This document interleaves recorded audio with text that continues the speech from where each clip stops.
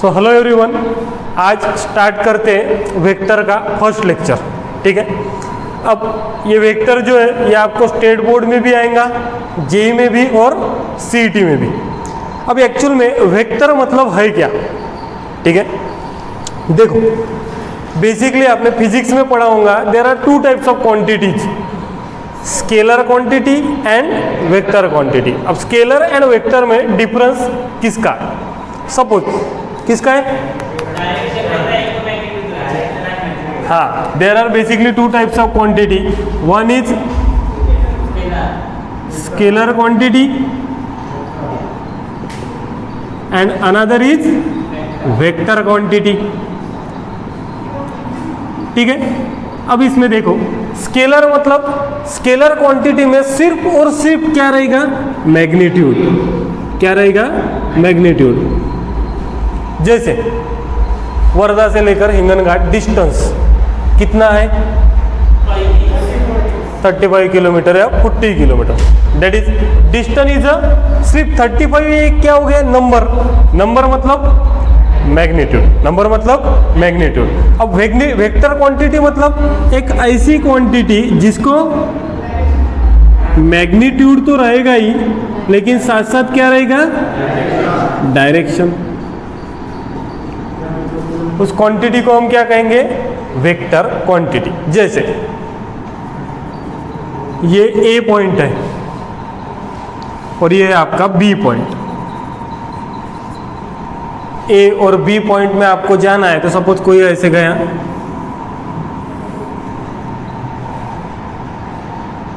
ऐसे ऐसे घूमते घूमते घूमते वो गया, तो इसको हम क्या बोलेंगे? डिस्टेंस। क्या बोलेंगे? डिस्टेंस।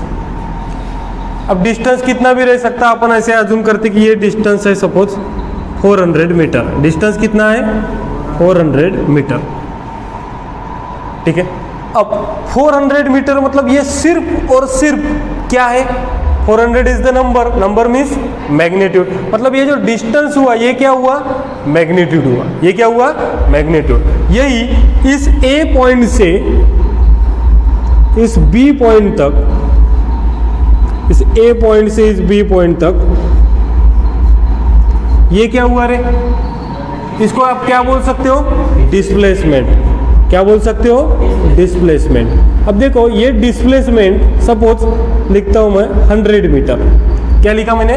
100 मीटर। मतलब ए टू बी इसमें 100 मीटर हो गया आपका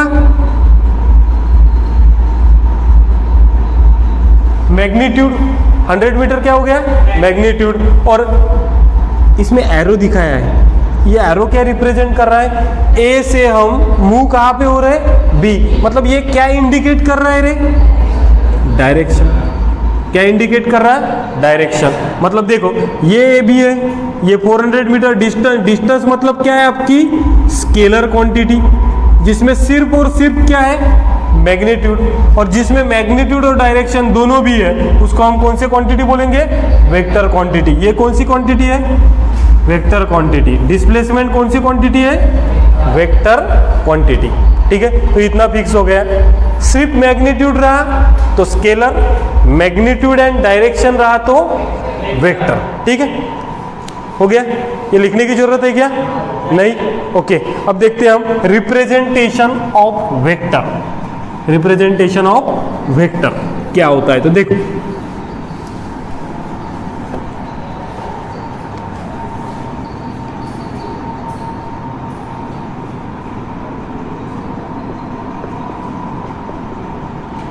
रिप्रेजेंटेशन ऑफ वेक्टर। अब वेक्टर को हम रिप्रेजेंट कैसे करते हैं? देखो सबसे पहले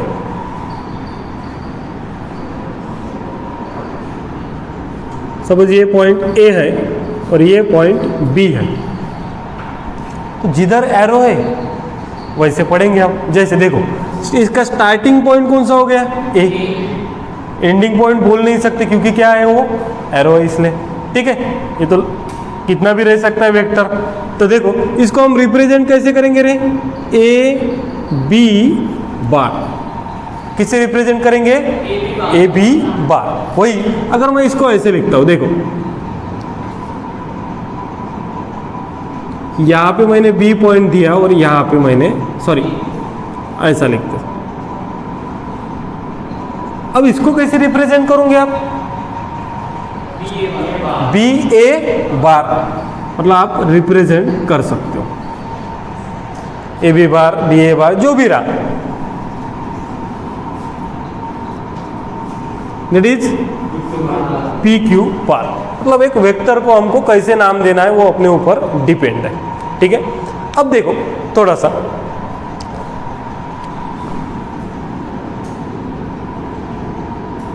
ये एक पॉइंट लिया जिसको मैंने नाम दिया ओ। ओ मतलब क्या होता है? ओरिजिन, ठीक है। अब इस ओ पॉइंट से मैंने एक वेक्टर ड्रॉ किया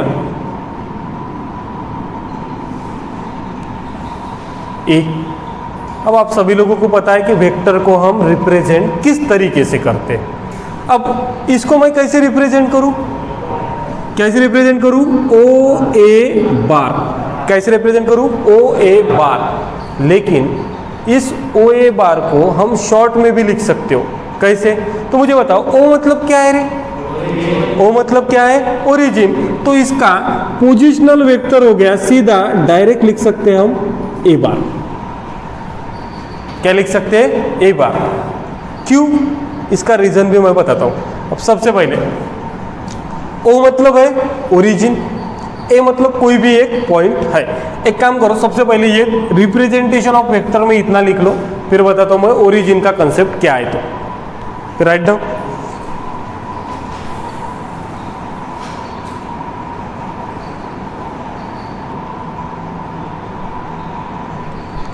अब देखो, अब हमको रिप्रेजेंट करना है। यहां पे देखो,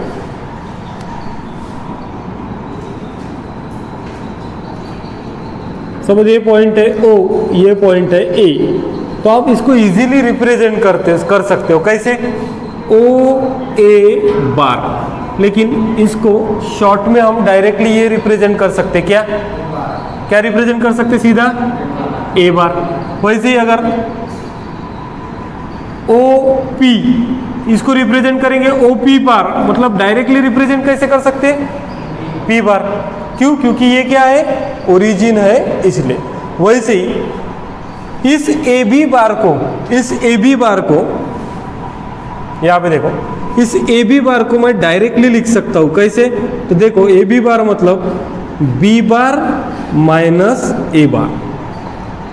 कैसे लिख सकता हूं? बी बार माइनस ए बार। वही अगर मैंने पी क्यू बार लिखा तो इसको क्या लिख सकते बताओ जल्दी से? लेकिन इसको स्मॉल में लिखना है, क्यू बार माइनस पी बार, ठीक है। वही टी पी बार, इसको क्या लिख सकते हैं? P bar minus T bar. और इसको ओ एम बार को directly, O is the origin, that is M bar. मतलब रिप्रेजेंटेशन ऑफ वेक्टर में आपको सिंपल करना है। ए बी बार है तो B bar minus A bar, P Q bar है तो क्यू बार माइनस पी बार, और विथ रिस्पेक्ट टू ओरिजिन ले रहे हैं। जैसे ओ ए बार, तो उसको डायरेक्टली हम क्या लिख सकते हैं? ए बार। ओ बी बार को डायरेक्टली क्या लिख सकते हैं? B bar. Okay, so write down.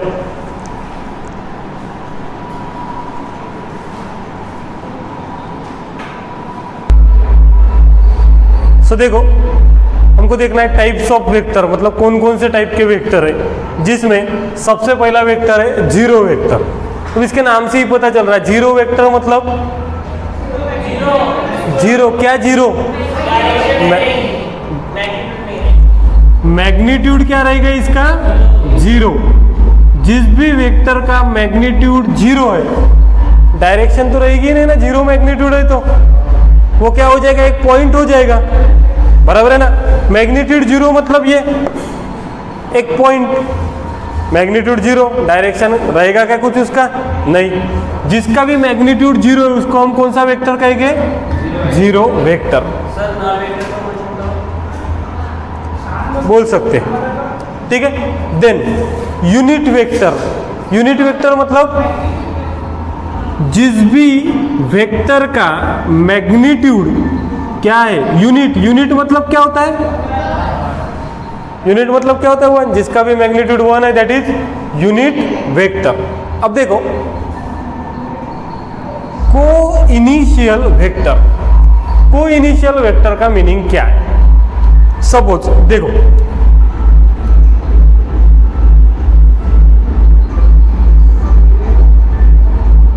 A B C.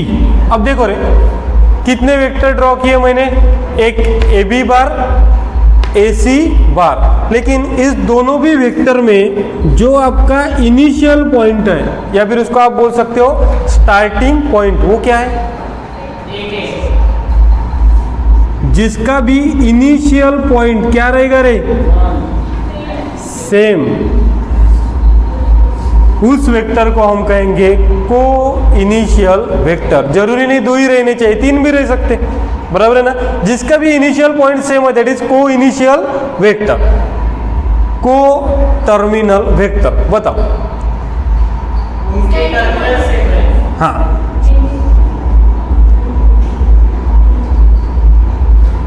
P Q. हाँ, अब इसमें देखो पी क्यू बार और आर क्यू बार, इसका टर्मिनल पॉइंट क्या है? सेम है। जिसका भी टर्मिनल पॉइंट क्या रहेगा? सेम रहेगा। आपको डेफिनेशन तो कोई पूछने वाला नहीं है, लेकिन आपको पता होना चाहिए इनिशियल पॉइंट सेम मतलब को इनिशियल, टर्मिनल पॉइंट सेम मतलब कौन से वेक्टर? को टर्मिनल वेक्टर। अब सब लोग बताओ what is mean y equal vector? बताओ जल्दी से। इक्वल वेक्टर मतलब इक्वल मतलब सब कुछ सेम होना चाहिए वेक्टर का। वेक्टर में क्या रहता है? एक रहता है मैग्नीट्यूड और एक रहता है डायरेक्शन। जिसका भी सेम मैग्नीट्यूड है और सेम डायरेक्शन है, उसको हम क्या कहेंगे? Equal vector. जैसे कि देख लो रे, एक सेकंड, ये एक वेक्टर ड्रॉ किया और ये दूसरा वेक्टर ड्रॉ किया, इज इट इक्वल वेक्टर? समझ, इस पे भी लिख देता हूं मैं 4 4, मतलब उसका मैग्नीट्यूड भी 4 है, इसका मैग्नीट्यूड भी 4 है, मैग्नीट्यूड सेम है, डायरेक्शन। इसको बताओ जरा, is it equal vector? Magnitude तो सेम है, डायरेक्शन है क्या सेम? तो ये इक्वल वेक्टर है क्या? नहीं है। ठीक है। अब then negative of vector. Negative of vector मतलब क्या है? थोड़ा सा समझ लो, मैक्सिमम प्रॉब्लम सॉल्व होने में ये कंसेप्ट यूज होगा। ठीक है, देखो जैसे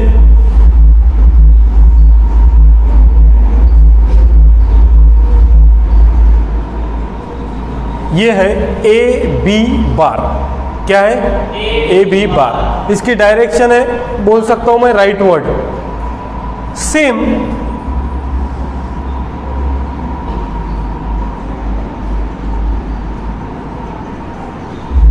क्या है इसमें बताओ बरा, जो मैंने डायग्राम निकाली। हमको पॉजिटिव नेगेटिव नहीं, इसमें है क्या एक्चुअल में बताओ। क्या है? देखो, इसकी डायरेक्शन अगर राइट साइड है तो इसकी डायरेक्शन, मैं इसको सिंपल ऐसे भी बोल सकता हूं। देखो सपोज ये वेक्टर, इसका मैग्नीट्यूड है ए, इसका मैग्नीट्यूड, इसको रिप्रेजेंट किया मैंने ए बार से, तो एग्जैक्टली इसके अपोजिट डायरेक्शन है, एग्जैक्टली इसके अपोजिट डायरेक्शन है, मतलब इसका ये निगेटिव हो गया, तो इसको मैं रिप्रेजेंट कैसे करूंगा? माइनस ए बार से, बराबर है। डायरेक्शन अपोजिट रही, मैंने क्या बोला?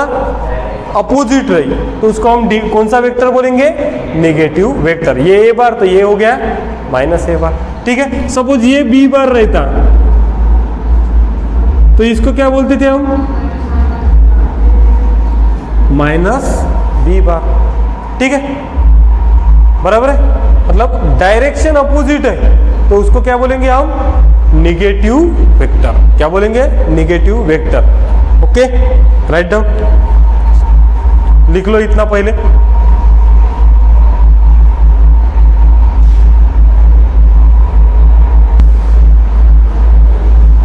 ओके, सो देखो नेक्स्ट 7 नंबर, कोलिनियर वेक्टर। अब नाम से आप बता सकते हो ये क्या है।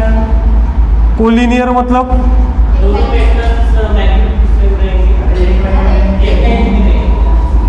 कोलिनियर वेक्टर को हम सीधा सीधा एक नाम बोल देता हूँ डायरेक्टली, उससे आप समझ जाओगे। कोलिनियर मतलब वेक्टर मतलब सीधा सीधा पैरेलल वेक्टर। कौन से वेक्टर? Parallel vector. जैसे अब देखो इधर देखो रे, यहीं पे नाम दे रहा हूँ ए बी और ये सी। अब मुझे बताओ ए बी बार और बी सी बार दो वेक्टर है, दोनों भी एक ही डायरेक्शन में, एक ही लाइन ऑफ डायरेक्शन में पैरेलली है ना वो, तो उसको क्या बोलेंगे हम? Collinear vector. या फिर ये देखो ये एक ए बार और ये B bar, both having same direction. मैंने मैग्नीट्यूड के बारे में कुछ बोला क्या? दोनों की डायरेक्शन अगर सेम है, मैग्नीट्यूड कुछ भी रह सकता है, तो हम उसको क्या बोलेंगे? Collinear vector. जैसे देखो यहाँ पे ये सपोज है P बार और ये है Q बार, तो P bar and Q bar are parallel to each other, that is collinear vector. कौन से वेक्टर? Collinear vector. ठीक है, उसके बाद नेक्स्ट 8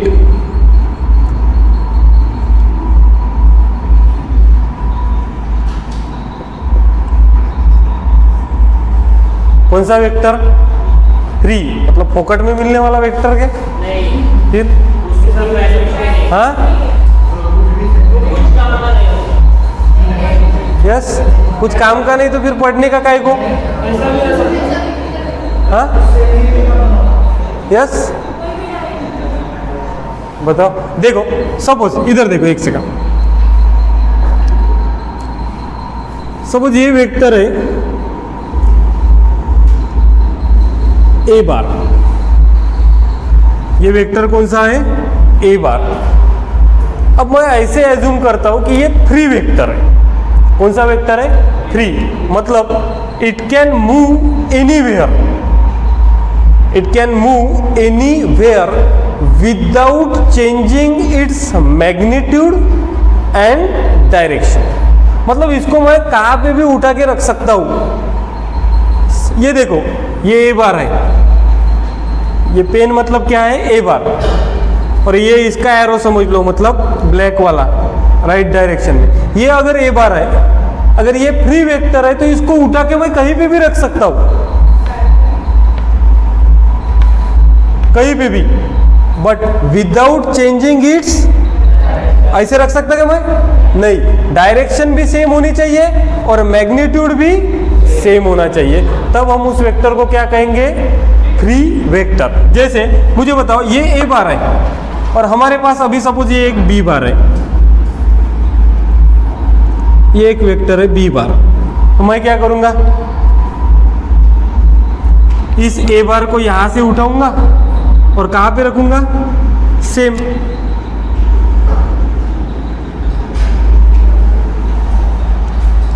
मैग्नीट्यूड भी सेम, डायरेक्शन भी सेम।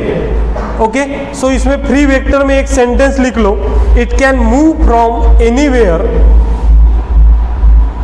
फ्री वेक्टर में एक सेंटेंस लिख लो, इट कैन मूव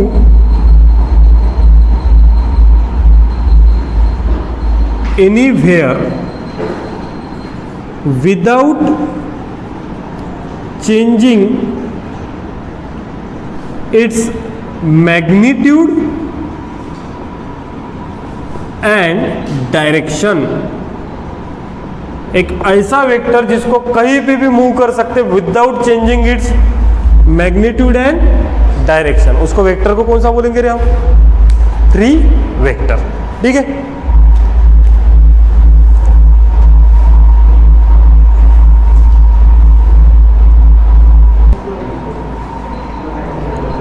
सो देखो आज के लेक्चर में हम पूरा बेसिक पढ़ने वाले हैं, और मैं फिर से बता रहा, आज का लेक्चर सबसे इंपॉर्टेंट लेक्चर है पूरे वेक्टर के लिए। मैं हमेशा आपको ये रेफरेंस दूंगा कि हमने ये फर्स्ट लेक्चर में पढ़ा था। पूरा का पूरा बेसिक हम आज के लेक्चर में पढ़ने वाले हैं और बाकी के जितने भी न्यूमेरिकल्स हैं उसको हमको वेरियस टाइप से स्टार्ट करना है। वेरियस टाइप से क्या करना है, सॉल्व करना है। लेकिन वहाँ पे कंसेप्ट सिर्फ क्या यूज होने वाला है, यही बेसिक कंसेप्ट यूज होने वाला है। ठीक है, सो अभी स्टार्ट करते हैं हम अलजेब्रा ऑफ वेक्टर। क्या स्टार्ट करते हैं, अलजेब्रा ऑफ वेक्टर।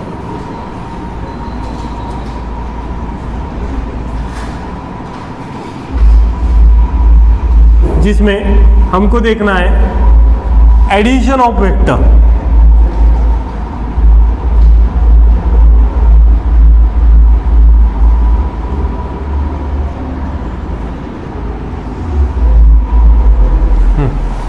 अब ये एडिशन ऑफ वेक्टर कैसे करेंगे हम,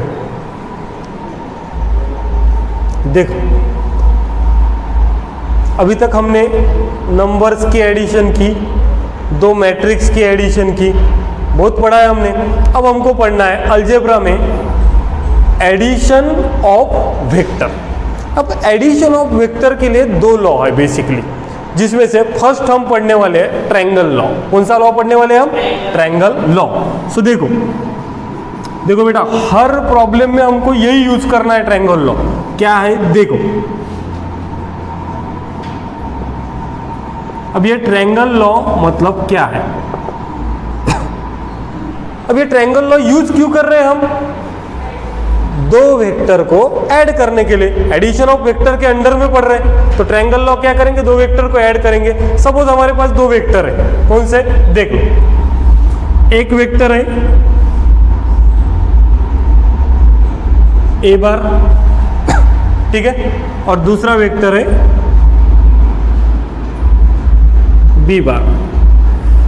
जो कुछ भी उसका मैग्नीट्यूड होगा, फिलहाल हम जैसे ही दिखा रहे हैं, ए बार का कुछ भी वैल्यू हो सकता है, बी बार का कुछ भी वैल्यू हो सकता है। ठीक है, तो ट्रायंगल लॉ में हमारा ए बार एक वेक्टर है, बी बार एक वेक्टर है। इस दोनों वेक्टर को हमको ऐड करना है, तो हम कैसे करेंगे, देखो सबसे पहले ये ए बार है, तो इस ए बार को मैं एज इट इज लिख लेता हूँ। ये ए बार है, इसको एज इट इज ड्रॉ करता हूँ, सेम डायरेक्शन सेम डायरेक्शन।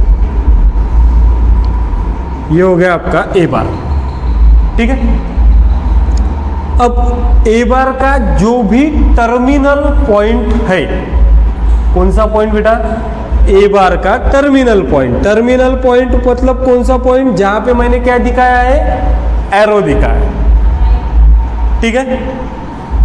अब ऐड किसको करना है, बी बार को, तो बी बार को यहां पे से उठाओ और कहां पे रखो, ए बार के टर्मिनल पॉइंट पे, ठीक है। डायरेक्शन चेंज होगा क्या, नहीं, मतलब देखो ए बार मैंने एज इट इज लिख लिया, कहीं पे भी निकालो। अब बी बार को मैंने यहां से उठाया और कहां पे रखा, ए बार के टर्मिनल पे। टर्मिनल पॉइंट पता है आपको कौन सा है, तो ऐसे ही वर्टिकल है तो वर्टिकल रहेगा, मतलब ये हो गया मेरा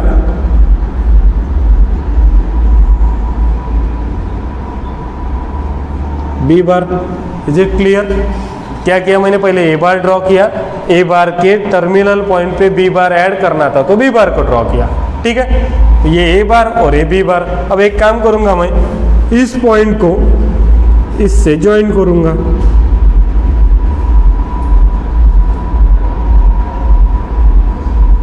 ठीक है।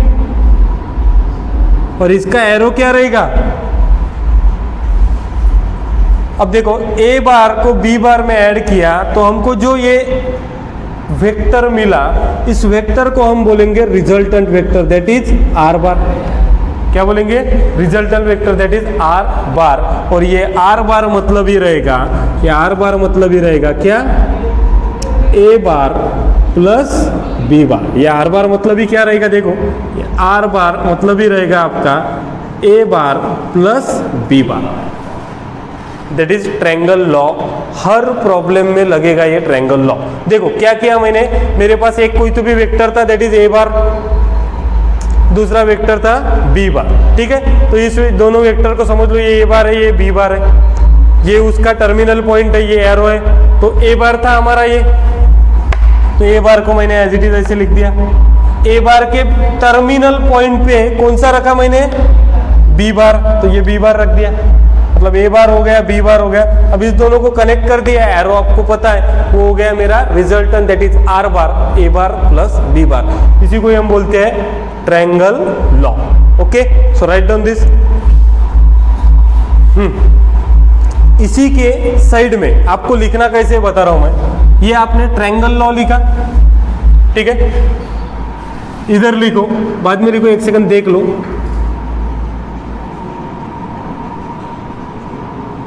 क्या है ये, क्या होता है पैरेललोग्राम मतलब?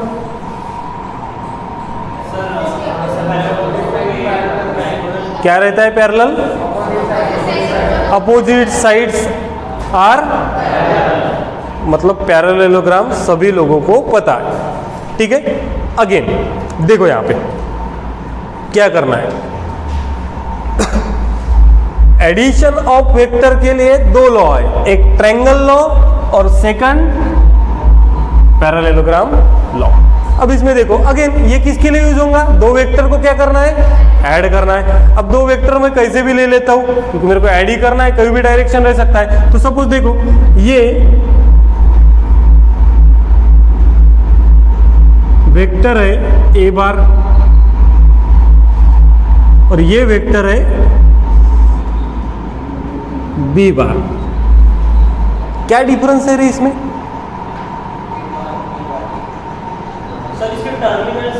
हाँ, ट्रायंगल लॉ यूज जब किया था तब मैंने क्या किया था, ए बार के टर्मिनल पे बी बार को रखा था। यहाँ पे दोनों के इनिशियल पॉइंट सेम है। समझ गया कहाँ पे पैरेललोग्राम यूज करना है और कहाँ पे ट्रायंगल लॉ। यहाँ पे ए बार के टर्मिनल पे बी बार था, यहाँ पे दोनों के इनिशियल पॉइंट सेम है। ये एक हो गया ए बार, एक हो गया बी बार। अब मेरे को निकालना है रिजल्टेंट, ठीक है। क्या निकालना है? रिजल्टेंट। तो मैं कैसे निकालूंगा? देखो ये बी बार है, एग्जैक्टली इसके पैरेलल लाइन ड्रॉ कर सकता हूं मैं, ठीक है, क्योंकि आपको पता है पैरेललोग्राम कैसे बनता है। इसके पैरेलल ये साइड, इसके पैरेलल ये साइड। सो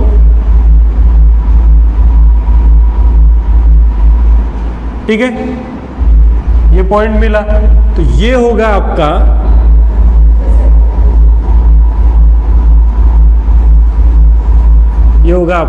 क्या होगा? Resultant, that is R. R bar is equal to A bar plus B bar. Is it clear? Parallelogram कब लगाना है और ट्रायंगल लॉ कब लगाना है, ठीक है। सो ट्रायंगल लॉ, पैरेललोग्राम, एग्जैक्टली ऐसे ही लिखो बुक पे।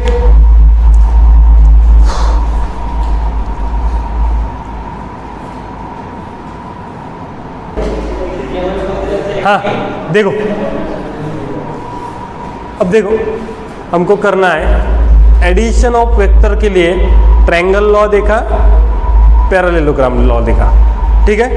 अब देखते हैं मल्टीप्लिकेशन ऑफ वेक्टर क्या होगा, ठीक है। लेकिन मल्टीप्लिकेशन मतलब है क्या एग्जैक्टली, ये बात आपको मैं बता देता हूं। देखो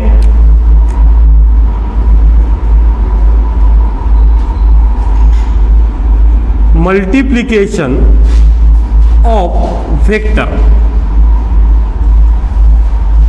सपोज हमारे पास एक वेक्टर है ए बार,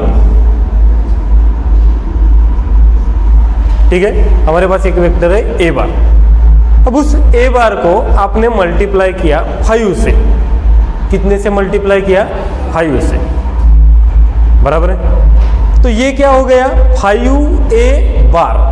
तो जब भी आप किसी स्केलर क्वांटिटी से वेक्टर को मल्टीप्लाई करोगे, कौन से क्वांटिटी से?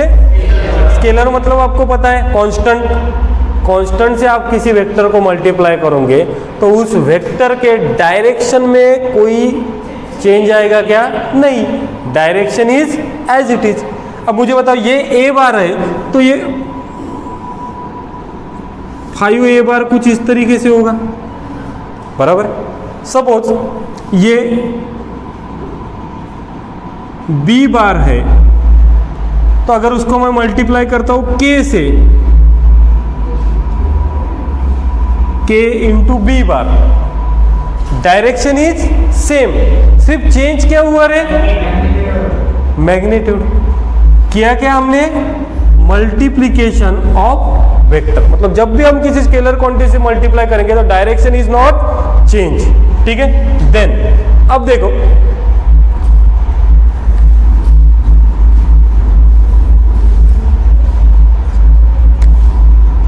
Subtraction of vector. ध्यान से देखो रे, ये कंसेप्ट मैक्सिमम प्रॉब्लम में यूज होगा। सब्ट्रैक्शन ऑफ वेक्टर मतलब क्या है, और इसके लिए आपको एक कंसेप्ट याद चाहिए निगेटिव वेक्टर का। कौन से वेक्टर का, निगेटिव वेक्टर का। देखो ये ए बार है, तो इसको मैं क्या लिख सकता हूं रे, लिख सकता हूं ना, ये बी बार है, तो इसको मैं क्या लिख सकता हूं, इज इट करेक्ट। मतलब जैसे आपकी डायरेक्शन अपोजिट हो गई, उसको आप क्या कर दोगे, माइनस लिख दोगे, ठीक है। अब यहां पे देखो, आपका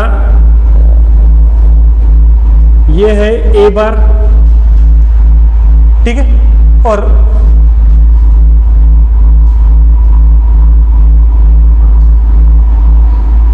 ये है बी बार, ठीक है। डायरेक्शन कुछ भी अपने मन से कैसे भी ले सकते हैं। ये हो गया आपका ए बार, ये हो गया आपका बी बार। अब मेरे को सब्ट्रैक्शन यूज करना है, तो मुझे थोड़ा सा एक लॉजिक बताओ। ये अगर बी बार हुआ तो ये क्या होगा रे, होगा ना। अब ट्रायंगल लॉ आप सभी लोगों ने पढ़ा, ठीक है। तो मैं यहां पे यूज करता हूं कौन सा लॉ, ट्रायंगल लॉ। देखो ए बार लिखा, यहां पे निकालो, ठीक है, ए बार। अब क्या करना है, तो मैं बी बार नहीं यूज करता। क्या यूज करता, सब्ट्रैक्शन है इसलिए माइनस बी बार। तो सिंपल है, आपको यूज, इसको कहां पे रखूं, यहां पे, इस माइनस बी बार को ऐसे रखूं क्या, कहां पे, नीचे है, ऐसे माइनस बी बार की बात कर रहा मैं, कहां पे रखना पड़ेगा, ये हो गया आपका माइनस बी बार। तो मुझे बताओ रिजल्टेंट अगर मैंने ऐसे ड्रॉ किया तो इसका एरो कहां पे होगा, ठीक है, ऊपर। R bar is equals to A bar minus B bar, बराबर है। Same vector, same triangle law use किया, सिर्फ मैंने निगेटिव वेक्टर का यूज करके सब्ट्रैक्शन किया, ठीक है। Write down.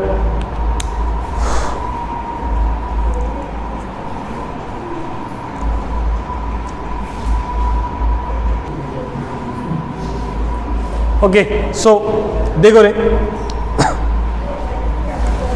2D और 3D पता है ना, मूवी देखी होंगी ना। क्या रहता है डिफरेंस 2D और 3D में, यस। तानाजी मूवी देखी क्या सभी ने, हाँ, तानाजी मूवी देखी होंगी ना। टॉकीज में देखी या घर पे देखी, घर पे देखी। टॉकीज में कितने लोगों ने देखी, 3D में देखी क्या। What is the difference of 2D and 3D, yes.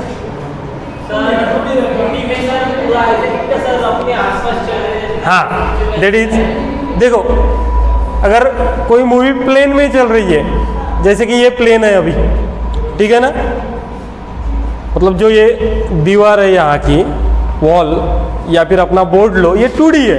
क्यों, क्योंकि इसको एक एक्सिस है x y, बराबर है ना, इसलिए ये क्या हो गया है 2D, बराबर है ना।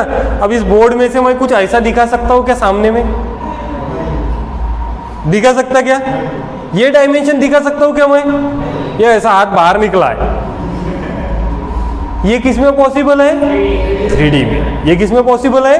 3D में। ठीक है, सो हमको 2D भी पढ़ना है और 3D, बेसिकली 3D ही पढ़ना है हमको कि वेक्टर में 2D और 3D का यूज क्या है।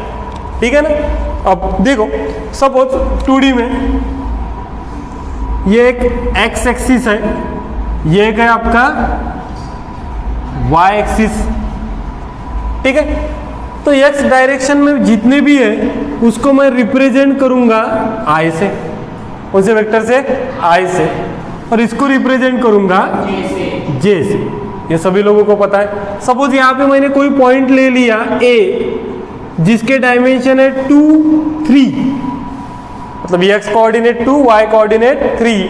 ये हो गया आपका ओरिजिन ओ, और यहां से ओ से लेकर ए तक मैंने एक ड्रॉ किया। रिजल्टेंट बोलो, एरो दिखाया, मतलब आप क्या बोलोगे? वेक्टर। तो इस ओ ए बार इज अ वेक्टर। इस ओ ए बार को आप कैसे लिख सकते हो? क्या लिख सकते हो? डायरेक्ट ए बार लिख सकते। पहली बार तो ओ ए बार को लिख सकते आप ए बार, और इसको डायरेक्टली 2, कौन सा कोऑर्डिनेट है? एक्स, तो directly 2i plus 3j। Okay, x coordinate में, मतलब सिंपल है, एक्स में आए, वाई में जे। अब देखते हैं हम 3D। अब ये 3D का कंसेप्ट क्या है रे? तो देखो,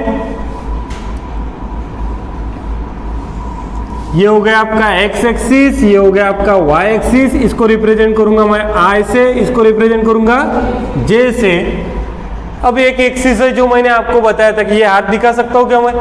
नहीं। तो यही एक्सिस आपका कौन सा है? Z axis. ठीक है, जैसे इस रूम के लिए बता दे रहा हूं मैं आपको, ये हो गया आपका एक्स एक्सिस, यस, ये हो गया आपका वाई एक्सिस, और ये हो गया आपका जेड एक्सिस। तो मेरे को यहां पे जेड एक्सिस दिखाना है, तो मैं जेड, इसको रिप्रेजेंट करता हूं के से। सपोज यहां पे मैंने कोई एक पॉइंट लिया 2, 4, 5, ओ ए, एरो नहीं आया करे, हाँ बताओ, ओ ए बार को रिप्रेजेंट किससे करोगे? ए बार से। कैसे लिखोगे? 2i plus 4j plus 5k। ठीक है, अब इसमें मैं दूसरा पॉइंट बताता, दिख रहा ना सभी को ये? हाँ, 2, 4, 5, यहीं पे मैं एक पॉइंट लेता,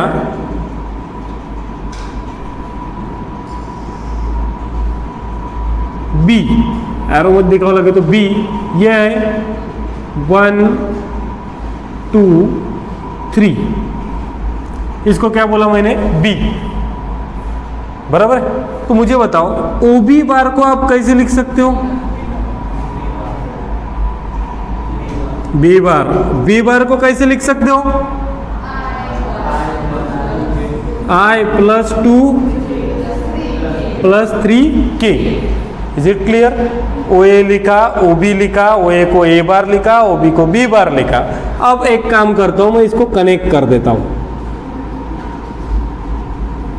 ठीक है, क्या किया मैंने? कनेक्ट कर। अब एरो किस साइड में दिखा रहे हो, आपका पॉइंट ऑफ व्यू है। अगर मैंने एरो ऐसे दिखाया तो ये हो गया आपका A B bar. Is it clear ना? अगर मैंने एरो ऐसे दिखाया तो ये क्या हो गया? A B bar. उल्टा दिखा था तो बी ए बार। ठीक है, अगर ये ए बी बार हो गया तो मैं इसको लिखूंगा, कैसे लिख सकता हूं इसको? ए बी बार को कौन है? ए बार माइनस बी, बताओ ए बी बार को कैसे लिख सकते हैं? बी बार माइनस ए बार, पहले ही बताया। ए बी बार को कैसे लिख सकते हैं? B bar minus A bar. अब बी बार आपके पास है, क्या है? I plus 2j plus 3k minus A bar क्या है? 2i plus 4j plus 5k।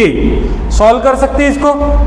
देखो कैसे, i plus 2j plus 3k minus 2i minus 4j minus 5k। तो i minus 2i minus i minus 2j और 3k, ये हो गया मेरा ए बी बार, हो गया। वैसे ही मुझे एक बात बताओ रे, आप बी ए बार भी निकाल सकते थे ना, कैसे? A bar minus B bar. करना क्या है वेक्टर में, x के लिए i, then j, then k, addition i के साथ, j के साथ, k के साथ। जैसे हमने कॉम्प्लेक्स में पढ़ा था, रियल नंबर के साथ, इमेजनरी के साथ, वैसे i वाली टर्म i, j वाली टर्म j और k वाली टर्म k के साथ। Okay, so write down.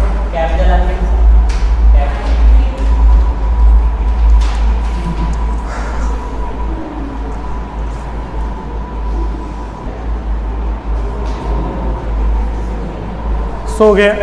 अब देखो वेक्टर कैसे फॉर्म करना आपको पता है, ए बी बार को B bar minus A bar, P Q bar को क्यू बार माइनस पी बार, निगेटिव वेक्टर कैसे लिखना ये सभी हमको पता है, ठीक है। आई वाली टर्म जब भी हम वेक्टर का एडिशन करेंगे, सब्ट्रैक्शन करेंगे, तो आई वाली टर्म का आई के साथ होगा, जे का जे के साथ, के का के वाले टर्म के साथ, ठीक है। So write down properties of vector.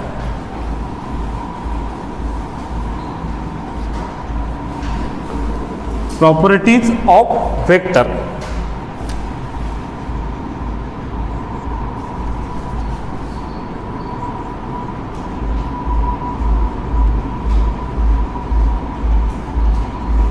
अब देखो ये प्रॉपर्टीज ऑफ वेक्टर मतलब क्या है। जैसे अब आप इसको सॉल्व भी करके देख सकते हो, या फिर आपको ये याद रखना होगा, सिंपल है। सपोज मैं एक वेक्टर ए बार को बी बार के साथ ऐड करता हूं, तो मैंने आपको सिंपल बताया, जब कोई वेक्टर की हम एडिशन करते हैं तो आई वाली टर्म आई के साथ ऐड करते हैं, जे की जे और के की के के साथ। मतलब मैं ए बार प्लस बी बार लूं या फिर बी बार प्लस ए बार, ये दोनों भी क्या होने चाहिए रे, सेम ही होने चाहिए, बराबर है ना। ए बार प्लस बी बार करो या फिर बी बार प्लस ए बार करो, दोनों का आंसर इज सेम, मतलब दोनों वेक्टर क्या निकलेगा, आंसर सेम निकलेगा। वैसे सेम सेकंड, ए bar plus B bar plus सी बार है। अब इसको ऐसे भी लिख सकते हैं ना आप, ए बार प्लस कोई भी सीक्वेंस में एडिशन करो, योर आंसर इज सेम। क्यों? क्योंकि मुझे एक बात बताओ रे, जब भी आप वेक्टर का एडिशन करते हो, ए बी और सी तीन वेक्टर है, तो इसको इसके साथ करो, इसको इसके साथ करो, इसको इसके साथ करो, इसको किसके भी साथ करो, आई तो आई के साथ ही ऐड होगा ना, बराबर है ना। तो वो चेंज होने वाला है क्या?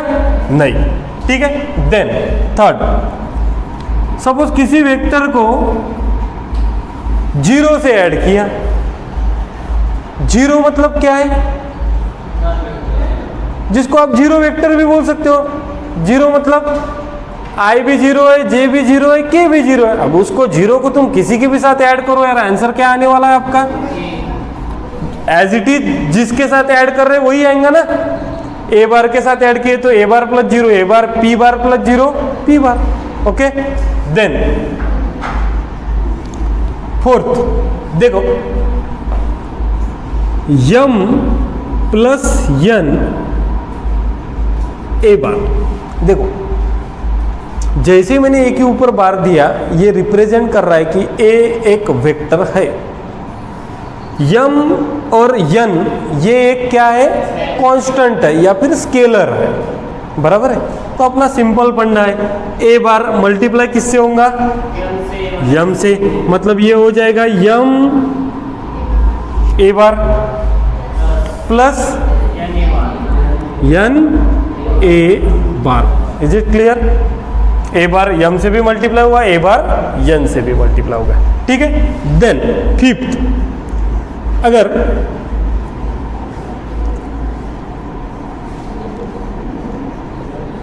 ए बार प्लस बी बार ये दो वेक्टर है, एडिशन में है, और उसको मल्टीप्लीकेशन है एक स्केलर, क्या होगा,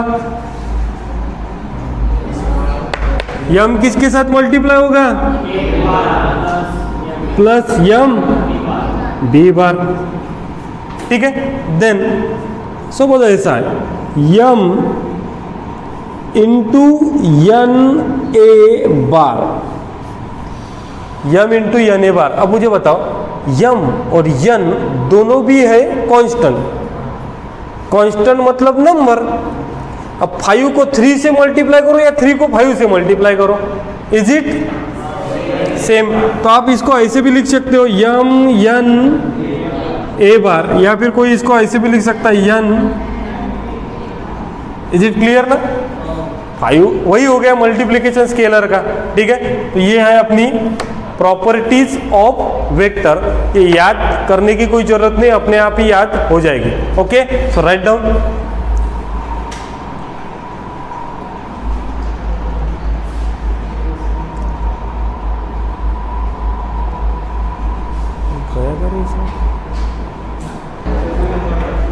अब हमने देखा प्रॉपर्टीज ऑफ वेक्टर, ये देख लिया। एडिशन कैसे भी करो, आंसर इज सेम। किसी वेक्टर को 0 के साथ ऐड करो, आंसर इज सेम वेक्टर, ठीक है। किसी कोएफिशिएंट से मल्टीप्लाई करो, वही procedure, m plus N that is m A bar plus N A bar. m को a प्लस b बार मतलब सेम मल्टीप्लिकेशन करना है, कोई भी दोनों मल्टीप्लिकेशन है तो कहीं भी सीक्वेंस में करो, मल्टीप्लिकेशन इज सेम, ठीक है। अब देखो,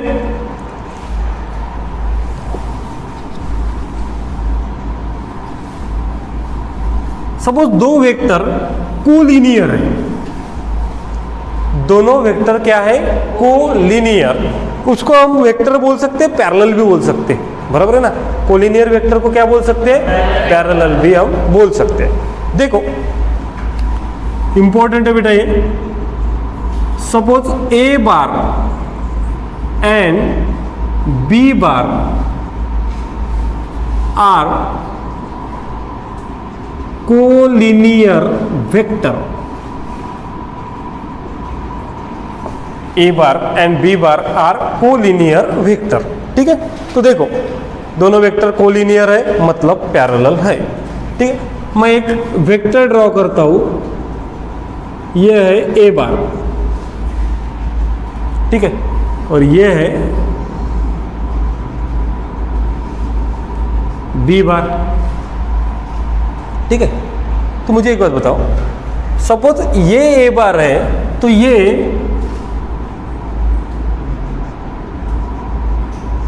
इसके डबल है, ऐसे मैं बोलता हूं। डायरेक्शन तो सेम ही रहने वाली है, डायरेक्शन क्या रहने वाली है, सेम। ये ए बार है तो इसको बोल दिया मैंने 2a बार, लेकिन मेरे को इस वेक्टर को दूसरा कुछ नाम देना है तो मैं क्या बोल दूंगा, b bar is equals to 2a बार। मतलब मैंने इस वेक्टर को, b बार वेक्टर को a बार के फॉर्म में रिप्रेजेंट किया ना, कोलिनियर था इसलिए। अब सपोज ये है a बार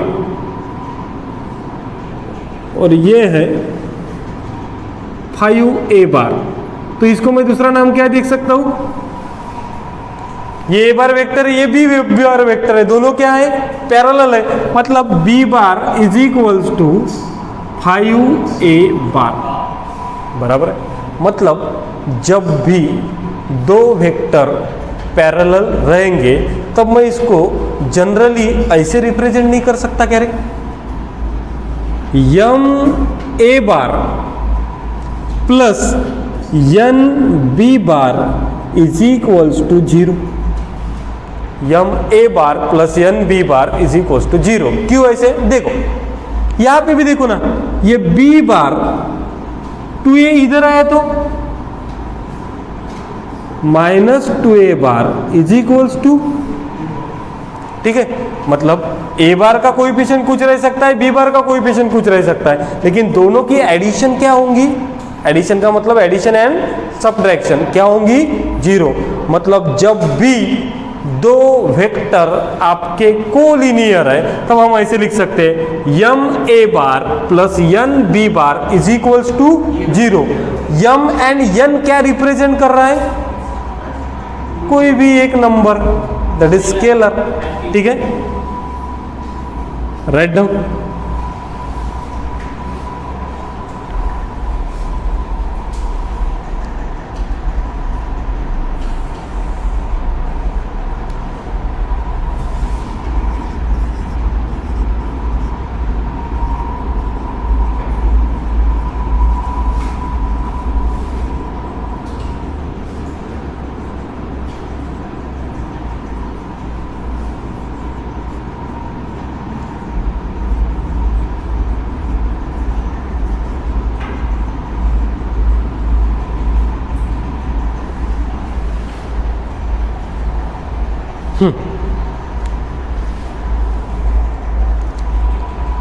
लिखा क्या?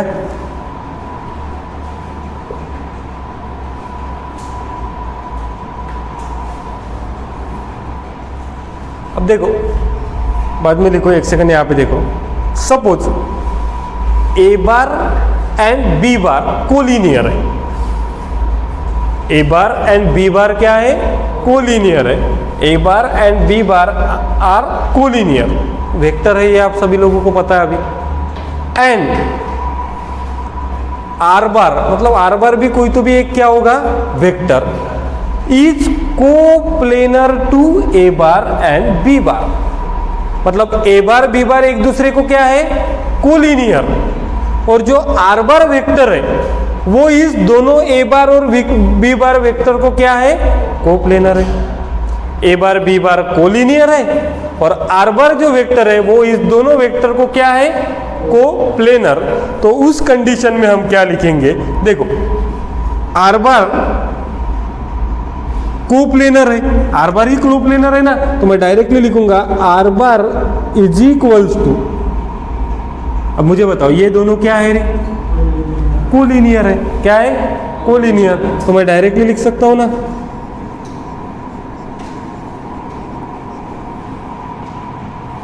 दो कोलिनियर के लिए कंडीशन आपको पता है, M A bar plus N B bar.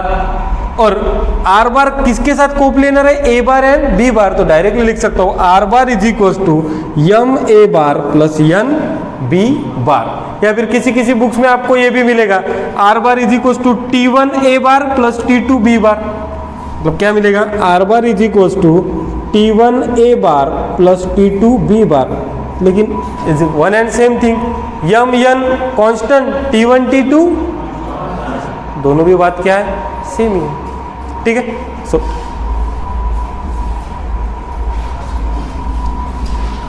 और थर्ड देख लो, उसके बाद लिखो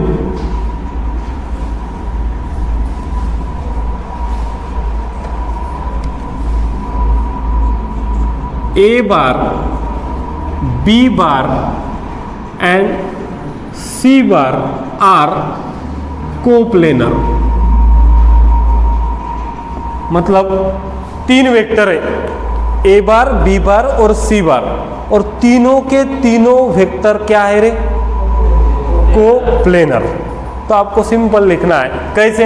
ए बी सी तीन दिए वेक्टर, तो मैं इसको डायरेक्टली लिखूंगा X A bar plus Y B bar plus Z C bar is equals to 0। X A bar plus Y B bar plus Z C bar is equals to 0। देखो simple concept है रे। अगर दोनों vector collinear है, दोनों vector क्या है? Collinear है, तो M A bar plus N B bar is equals to 0। अगर दो वेक्टर कोलिनियर है, A bar and B bar collinear है, और वो आर बार को क्या है? कोप्लेनर है, तो हम लिखेंगे R bar is equal to M A bar plus N B bar. या फिर आप ऐसे भी लिख सकते हो R bar is equal to T one A bar plus T two B bar. Again M N T one T two क्या है? A bar B bar and C बार तीनों के तीनों वेक्टर अगर कोप्लेनर है तो हम डायरेक्टली लिख सकते हैं X A bar plus Y B bar plus equals to 0। ये तीनों कंडीशन सबसे इंपॉर्टेंट है, आपको याद रखना है। Okay, so write down.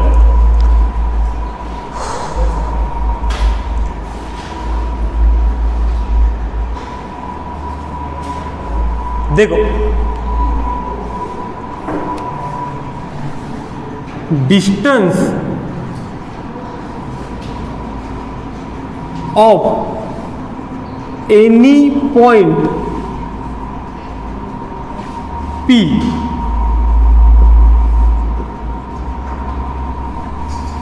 from the origin। देखो कोई भी एक पॉइंट है P, 3D पढ़ रहे हैं मतलब डायमेंशन रहेंगे 3, ये बताने की जरूरत नहीं, x, y और z। कोई भी एक पॉइंट है P जिसके डायमेंशन है x, y एंड z, उसका हमको ओरिजिन से डिस्टेंस निकालना है। किससे डिस्टेंस निकालना है? ओरिजिन। तो ओरिजिन का पॉइंट हो जाएगा ओ। लिखने की जरूरत है कि ओरिजिन क्या रहता है रे हमेशा, बराबर है ना। तो देखो हमको ओरिजिन से इस पॉइंट P का डिस्टेंस फाइंड करना है, तो मैं इसको बोल देता हूं लेंथ OP या फिर डिस्टेंस OP। आपको जो बोलना है वो बोलो, लेंथ OP बोलो, डिस्टेंस OP बोलो, ठीक है। ये हमको क्या फाइंड करना है? डिस्टेंस फाइंड करना है रे, distance of any point P to origin O। तो सिंपल डिस्टेंस फार्मूला लगा दो, क्या रहेगा? Is equals to under root x minus 0 whole square plus y minus, अब देखो इसका y डायमेंशन, इसका y डायमेंशन, ये तो सभी को पता है, और then z minus 0 whole square. तो डिस्टेंस क्या हो जाएगा? कभी भी ओरिजिन से कोई भी पॉइंट का डिस्टेंस निकालो, डायरेक्ट लिख सकते हैं x square plus Y square. Distance है मतलब यूनिट रहेगा, यूनिट्स, ओके। वैसे second, distance between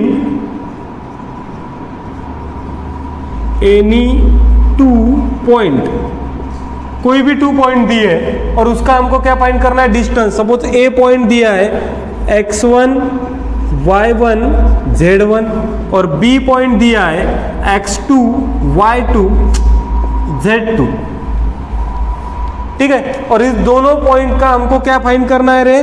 distance AB। लिखो मत, distance AB is equal to length AB। बताओ जल्दी से, बताओ। x2 माइनस x1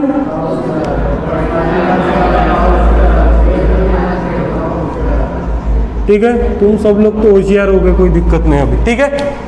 तो ये डिस्टेंस फाइंड करने के फार्मूले ओरिजिन से और दोनों पॉइंट के बीच में से, ठीक है। सो बाकी का हम कल देखेंगे, जितना आज हुआ है पूरा रिवाइज करना है, ठीक है। So thank you.